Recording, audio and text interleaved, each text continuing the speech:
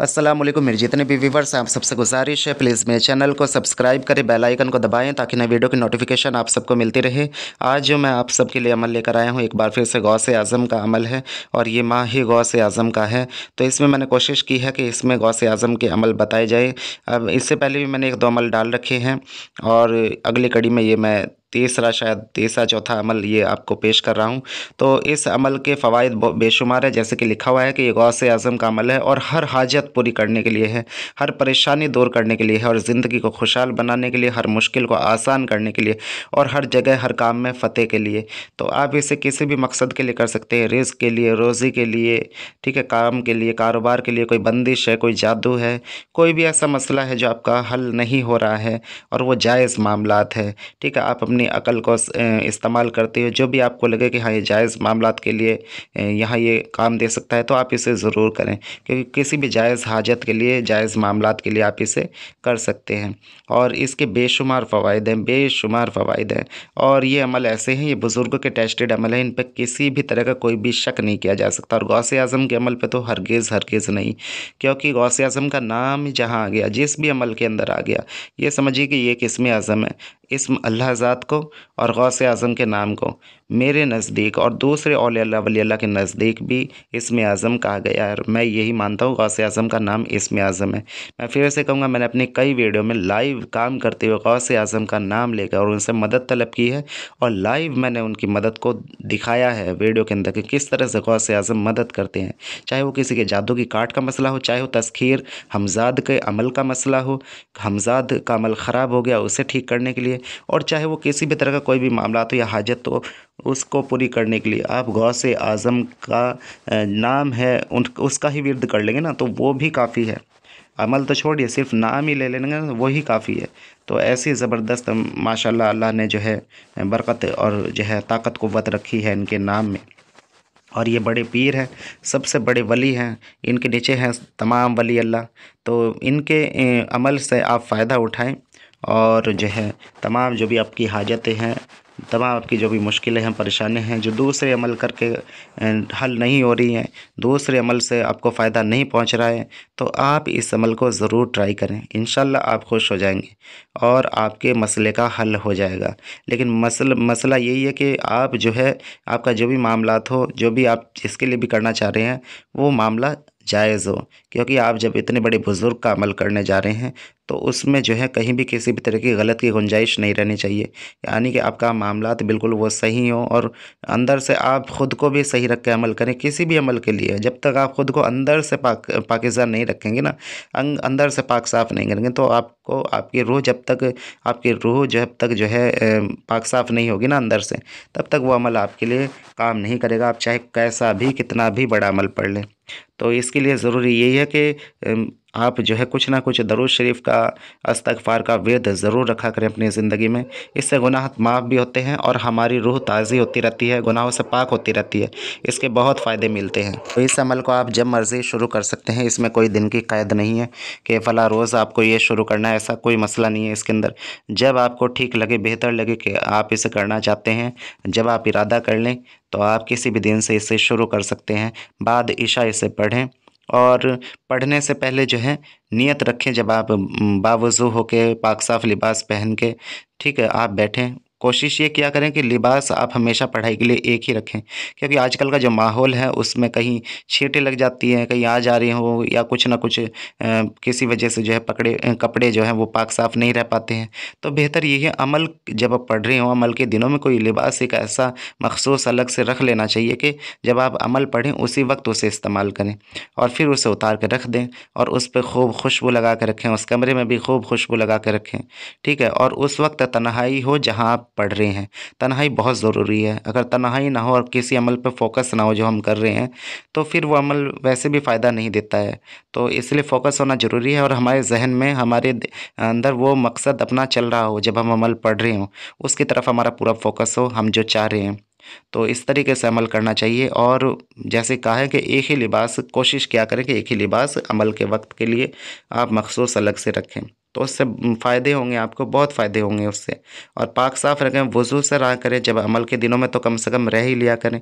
और दरूद इस्तग़फ़ार का बहुत विर्द किया करें, क्योंकि उससे जो है एक तरह की आपकी जो रूह है, रूहानियत है, वो कावी होती है। और फिर जो अमल आप पढ़ते हैं उसमें अलग ही जो है एक तरह की जो है क़ुव्वत और ताकत आपको मिलती है। और उस ताकत से, उस क़ुव्वत से फिर वो जो आप अमल के फ़ायदे चाह रहे हैं, वो जल्दी आपको मिलते हैं। तो फिर आपको जो है क्या करना है, इशा के बाद में जो है बैठना है। बैठने के बाद में आपको जो है अपना जो है इरादा करना है कि मैं ये अमल कर रहा हूँ, नियत करनी है उसकी बैठ के। और ये आपको इतनी ज़ोर से बोलना भी होता है कि आपके दाएँ-बाएँ जो ये बैठे हैं फरिश्ते ये सुन लें, और आपका हमज़ात तक आपकी जो है बात ये पहुँच जाए कि आप क्या कर रहे हैं। तो आप नियत करके ये बोल लें, थोड़ा ज़ोर से बोल लें कि मैं ये इतने दिन का अमल कर रहा हूँ, इतनी तादाद में इस अमल को पढ़ूँगा, ये फ़ला-फ़ला अमल है। तो उसके बाद में फिर अमल शुरू किया करें। तो अमल कौन-सा है, क्या पढ़ना है आपको, ये मैं अभी बता रहा हूँ, आपकी स्क्रीन पर भी अभी दिख रहा होगा। या हज़रत गौस अगिसना बिइज़्निल्लाह, या हज़रत गौस अगिसना बिइज़्निल्लाह, इसे हिंदी में भी लिख दिया है, इंग्लिश में भी लिख दिया है।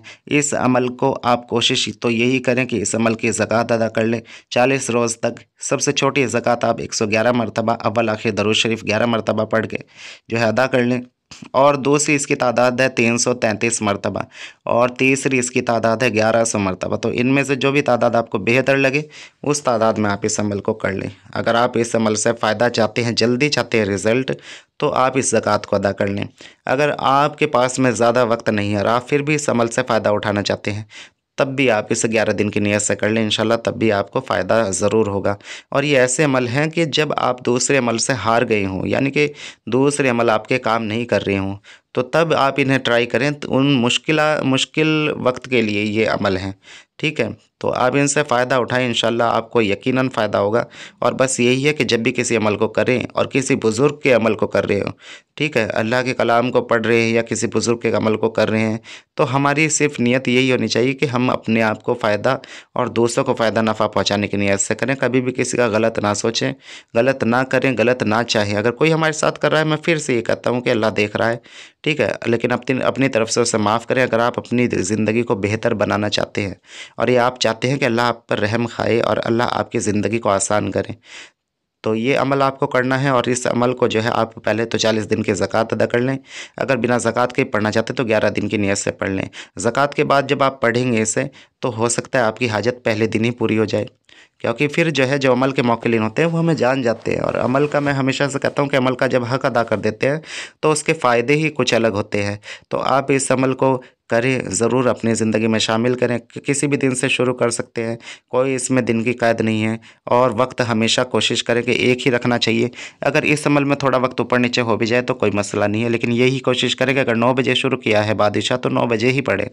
उसके बहुत सारे फ़ायदे रहते हैं क्योंकि जो अमल के मौकिल होते हैं वो टाइम पर पहुँच जाते हैं अपने, और आमिल का इंतज़ार करते हैं कि कब आमिल अमल पढ़ने बैठेगा।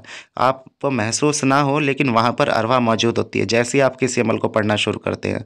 तो ग़ैबाना तौर पे वहाँ जो उसके मौकिल ख़ादिम होते हैं, जिन्नात होते हैं, उस अमल के वो हाज़िर होकर सुनते हैं बाकायदा उस अमल को कि ये क्या पढ़ रहा है, ये क्या कर रहा है। तो आप जो है इस अमल को जो है किसी भी रोज़ से शुरू करें, और कोशिश ये करें अमल के टाइम पर आप जो है चिराग रोशन कर लें।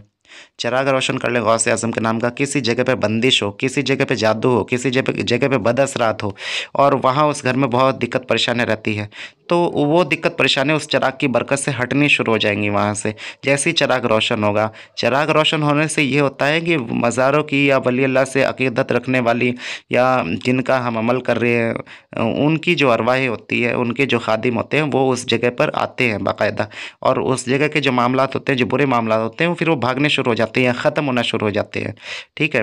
तो इनके बहुत सारे फ़ायदे हैं, और इसलिए चिराग को रोशन ज़रूर करना चाहिए, और चिराग पर नज़र रख कर, यानी कि चिराग पे नज़र जमा कर अमल को पढ़ना चाहिए।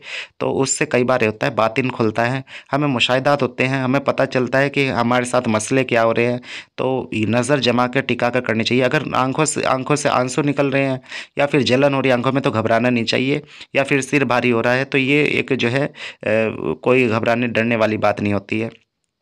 तो कोशिश यही करें किसी के साथ जो है किसी की निगरानी में इन अमल को करें, उससे बहुत सारे फ़ायदे होते हैं, क्योंकि अमल के जो मौक्किल होते हैं वो इतनी जल्दी रिजत नहीं डालते जितनी परेशानियाँ हमें मकामी जिन्नातों से होती हैं। मकामी जिन्नात होते हैं, हर जगह पे जिन्नात हैं, तो जब हम कोई अमल पढ़ना शुरू करते हैं तो उसकी जो वाइब्रेशन होती है, उसका जो नूर होता है, तो वो उन्हें अफेक्ट करता है, जो वहाँ पर जिन्नात रहते हैं, तो वो उन्हें परेशानी पहुँचाता है, इसलिए वो पलट के आमिल के ऊपर रुकावटें, परेशानियों का मामला डालते हैं। तो मामलात जादू के मामलात इतनी जल्दी कोई लोगों से नहीं होते जितने ये छुपी हुई मखलूक हमारे ऊपर मामलात करती है, या नज़र लगाती है, या हसद रखती है, या इस तरह के मामलात ज़्यादा जिन्नातों की तरफ से होते हैं। ठीक है, वो भी एक तरह का जादू, और जादू के ही मामलात में आती हैं चीज़ें भी। लेकिन क्या है कि हम लोग उस चीज़ पर गौर नहीं करते हैं, तो इसलिए हम यही कोशिश करें, अपना हिसार हमेशा किया करें।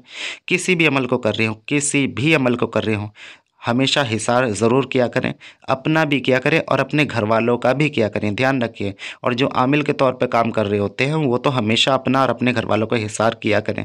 ठीक है, ये बहुत ज़रूरी है और बहुत लाज़मी है कि आप ये करें ये चीज़, क्योंकि इससे बहुत सारे नुकसान से आप बच जाते हैं। तो इस अमल को जब मर्जी शुरू कर सकते हैं, और जैसे मैंने बताया है वैसे इसे कर लें, और फातिहा ज़रूर दिलाते रहें हर जुमेरात को गौसे आज़म के नाम से, तो इंशाल्लाह आपका जो है अमल जारी हो जाएगा, और किसी भी मामले के लिए आप इसे कर सकते हैं। जल्दी रिजल्ट चाहते हैं तो जल्दी रिजल्ट के लिए, जैसे कि मैंने बताया है, ज़कात ज़रूर अदा करें। हो सकता है फिर पहले दिन ही काम हो जाए, वरना तो आप इसे 1100 मरतबा 11 दिन की नीयत से पढ़ सकते हैं किसी भी हाजत के लिए।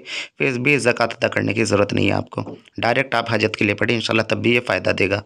और जो है, लेकिन ये है कि अगर आप इसके आमिल बन जाएँ तो बहुत अच्छी बात है, और किसी भी मामले के लिए आप इसे कर सकते हैं। जादू जिन्नात के लिए कर सकते हैं, बंदिश, रुकावट, कोई भी मसला हो, किसी का रिश्ता ना होता हो, किसी की शादी ना होती हो, या किसी का काम कारोबार ना चलता हो, या किसी के काम पे कारोबार पे बंदिश हो, या कोई भी दुश्मन आपको सताता हो, आपकी इज़्ज़त को नुकसान पहुँचा रहा हो, आपकी जान को नुकसान पहुँचा रहा हो, ऐसे वक्त के लिए आप इसे कर सकते हैं। मैं आप सबसे कहना चाहूँगा, अगर अमलियात का कोर्स करना चाहते हैं, बातें नज़र खोलना चाहते हैं, या कोई भी मसला है आपका उसके लिए हल चाहते हैं, तो हमसे राब्ता कर सकते हैं। जादू जिन्नात को लेकर परेशान है, या किसी बीमारी को लेकर परेशान है, कोई भी आपका जायज़ मसला है उसके लिए परेशान है, तो आप हमसे राब्ता कर सकते हैं। इसी के साथ इजाज़त दें। अल्लाह हाफ़िज़।